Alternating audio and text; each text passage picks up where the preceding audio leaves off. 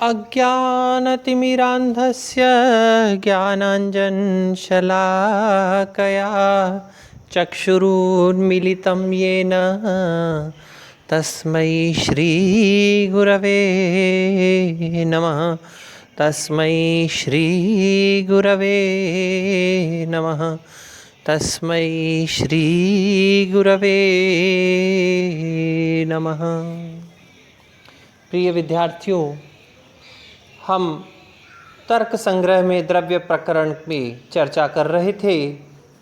6 प्रकार के द्रव्यों पर हम पूर्ववर्ती व्याख्यान में चर्चा कर चुके हैं, जिसमें पृथ्वी, तत्र गंधवती पृथ्वी, जो गंधवान है, गंधवती है, वह पृथ्वी है।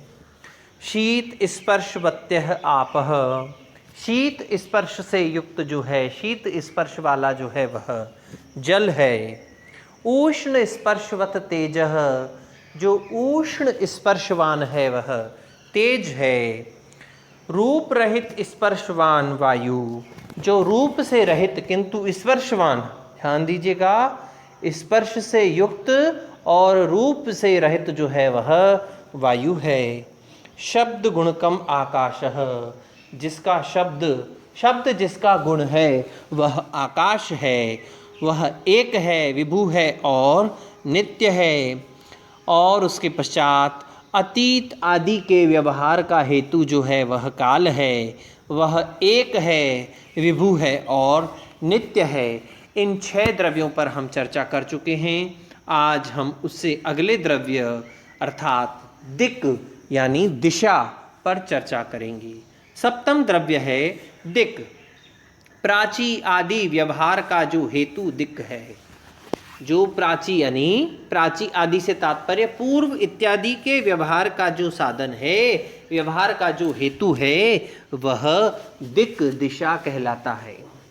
अब प्रश्न किया किसी ने कि दिशाएं तो 4 होती है, दूसरे बच्चे ने कहा कि नहीं, पिछली बार दिशाएं तो 10 होती हैं, किसी ने कहा 8 होती हैं।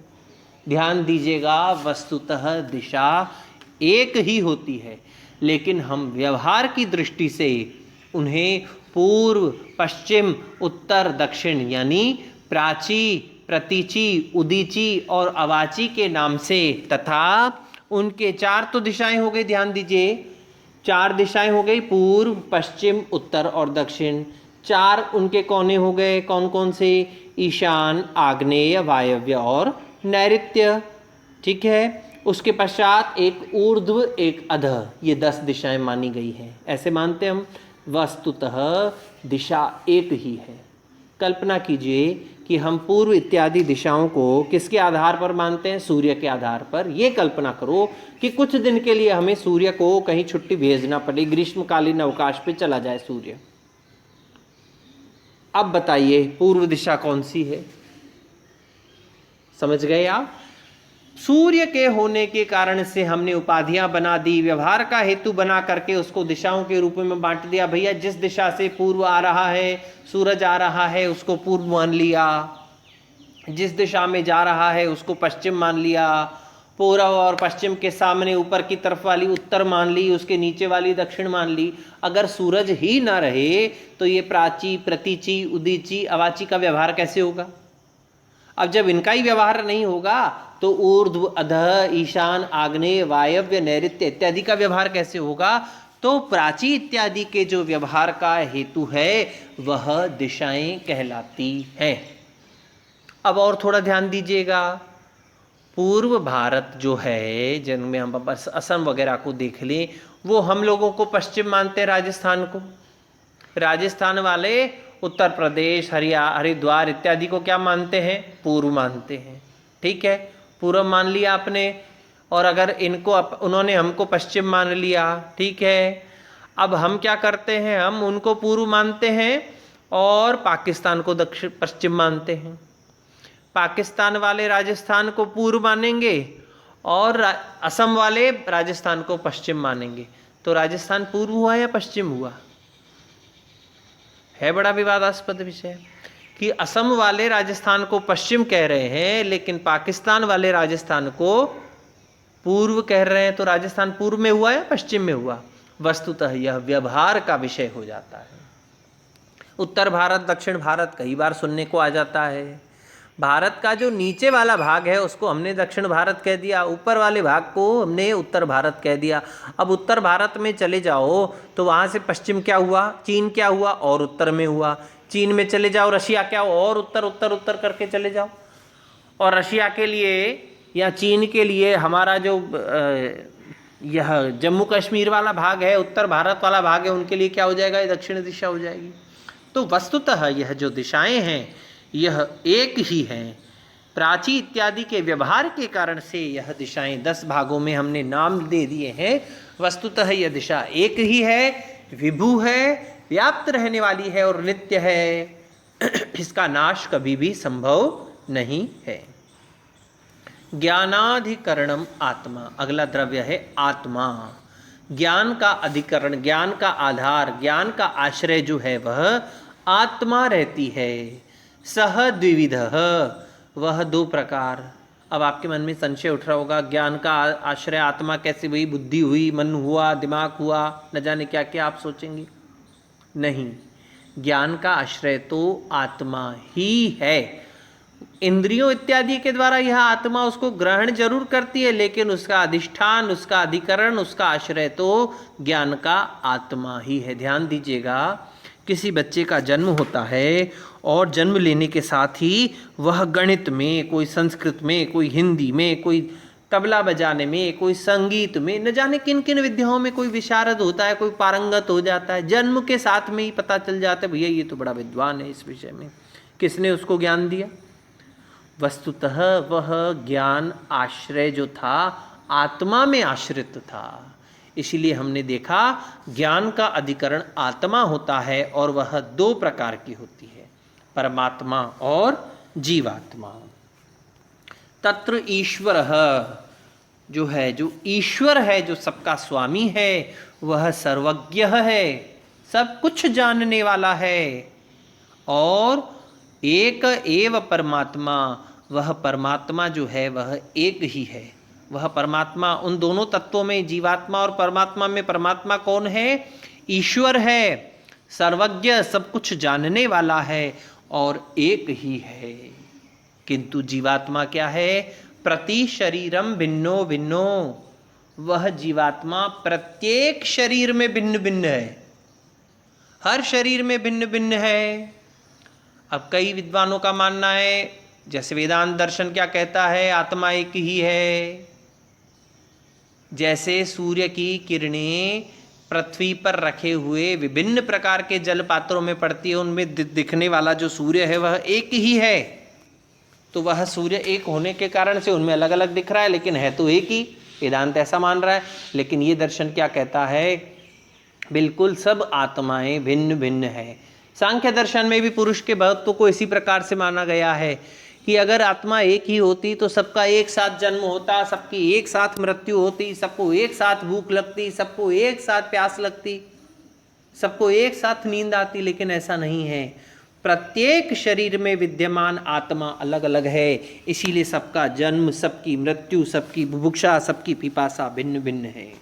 वह आत्मा भिन्न भिन्न शरीरों में होने के कारण से भिन्न भिन्न है और विभु है, वह व्याप्त रह जाती है और नित्य है, उसका कभी भी नाश होने वाला नहीं। शरीर का नाश जरूर से हो जाता है, लेकिन उस आत्म तत्व का नाश नहीं होता है। अंतिम द्रव्य है मन। सुख आदि की उपलब्धि का साधन जो इंद्रिय है वह मन है। सुख इत्यादि की उपलब्धि का साधन इंद्रिय जो है वह मन है। फिर किसी ने पिछली बार प्रश्न किया था, मन कैसे हुआ? सुख दुख तो हमें इंद्रियों से मिलता है, आंखों ने देखा सुखी हुए, कानों ने सुना सुखी हो गए, कुछ गलत सूचना सुनी तो दुखी हो गए, कुछ गलत देखा तो दुखी हो गए। तो सुख और दुख का कारण तो ये 5 इंद्रियां होनी चाहिए, आँख, नाक, कान, जिह्वा इत्यादि। मुंह में तीखा चला गया तो हम दुखी हो गए, मीठा चला गया तो सुखी हो गए। सुख इत्यादि का साधन तो मन की जगह इंद्रियां होनी चाहिए वस्तुतः। तो प्रश्न ये बिल्कुल सही है, लेकिन ये गलत है। कैसे? सुख इत्यादि की उपलब्धि का जो साधन इंद्रिय है वह मन है। ध्यान दीजिए, किसी बच्चे को दाल बाटी, रसगुल्ला इत्यादि कुछ भी बहुत पसंद है और जैसे ही उसको मिलता है वह प्रसन्नता से खाता है, लेकिन आज उसका किसी से झगड़ा हो गया। अब जैसे ही झगड़ा हुआ और वो घर आया और घर पर उसने की माँ ने उसको उसकी पसंद वाली दाल बाटी और रसगुल्ला इत्यादि परोसा। अब वो खा रहा है, क्या उसे वहाँ आनंद की प्राप्ति हो रही है? नहीं हो रही है, क्योंकि मन अशांत है। किसी की डेथ का पता चल जाए और उस समय आप खाना खा रहे हो तो क्या वहाँ आनंद की अनुभूति होगी? नहीं होगी। लेकिन मन प्रसन्न है, भूख लग रही है तो रूखे चनों में भी, भूंगड़ों में भी स्वाद आ जाता है, क्योंकि हमारे इस सुख और दुख का संबंध किससे है? उस मन से है। इसीलिए सुख दुख की उपलब्धि का साधन इंद्रिय जो है वो मन है। ध्यान दीजिए अभिज्ञान शाकुंतलम का चौथा अंक। शकुंतला बैठी हुई है अन्यमनस्क, मन कहाँ विद्यमान है? दुष्यंत के पास, शरीर से वहाँ विद्यमान है, सारी इंद्रियां वहाँ हैं और बाहर से दुर्वासा ऋषि चिल्ला रहे हैं, अयम अहम भो, अयम अहम भो, भिक्षाम देई, भिक्षाम देई, भिक्षाम देई। सुनाई नहीं दे रहा? मन वहीं, इंद्रियां वहीं, इंद्रियां सारी वहीं है, कान भी वहीं, आंख भी वहीं, शरीर पूरा वहाँ है, लेकिन मन कहाँ है? वह मन दुष्यंत के पास होने के कारण उनके आने का पता नहीं चला, सुख और दुख का पता नहीं चला। क्या इंद्रियों ने, क्या कान ने वह श्राप नहीं सुना कि जिसे तुम ध्यान कर रही हो, जिसके ध्यान में चिंता, तुम इतना ध्यानमग्न होकर के मुझ सन्यासी की, मुझ फकीर की, मुझ साधु की उपेक्षा कर रही हो, वह तुम्हें भूल जाएगा, याद दिलाने पर भी नहीं आएगा। इंद्रियों ने सुना, लेकिन मन अन्य मनस्क होने के कारण से, अन्यत्र होने के कारण से वह सुख और दुख हमारे अनुभव में नहीं आया। इसीलिए हमें पता चला कि सुख इत्यादि की उपलब्धि का जो साधन इंद्रिय है वह मन है। तच्च प्रति आत्मनियतत्वात् अनंतम परमाणु रूपम नित्यम च, और वह प्रत्येक आत्मा में नियत होने के कारण से, नियतत्वात् अनंतम, अनंत है, परमाणु रूपम, अत्यंत सूक्ष्म स्वरूप वाला परमाणु है, और वह नित्य रहता है।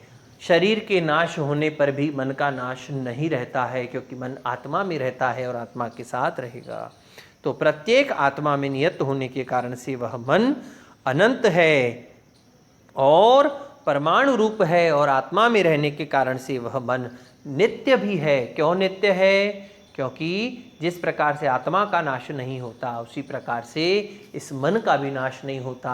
जिस प्रकार से आत्मा अनित्य नहीं है, उसी प्रकार से यह मन भी अनित्य नहीं है। तो आज हमने अपने इस द्रव्य प्रकरण में 9 प्रकार के द्रव्यों को देख लिया, चर्चा की। कल से हम गुण प्रकरण पर चर्चा करेंगे। तब तक के लिए ओम।